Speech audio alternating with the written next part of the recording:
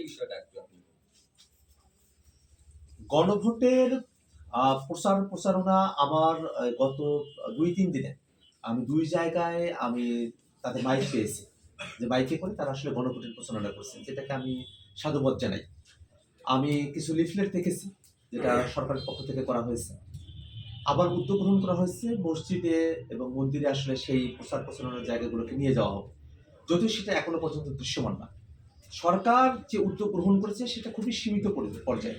উদ্যোগ আছে সীমিত পর্যায়ে, সেটাকে আসলে আরো বৃদ্ধি করা প্রয়োজন এবং এখনো পর্যন্ত জনগণের একটা বড় অংশই তারা আসলে গণভোটের বিষয়টা তারা বুঝে উঠতে পারছেন না।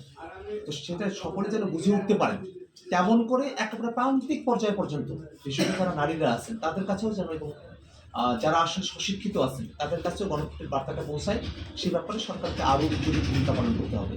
সেক্ষেত্রে জাতীয় নাগরিক পার্টি, এনসিপি, জামাত ইসলাম সহ অন্য যে আমরা 11 দলীয় আমাদের যে সমঝোতার মধ্যে আমরা নির্বাচন পার করতে চাই, আমরা সকলে মিলে আমরা সকলের কাছে যাচ্ছি এবং গণভোটের বিষয়ে আমরা জনগণকে সতর্ক করছি, আমরা সচেতন করছি এবং আমরা সকলকে হ্যাঁ ভোটের পক্ষে ক্যাম্পেইন করার জন্য আমাদের সাংগঠনিক নির্দেশনা আমরা প্রদান করেছি। আমরা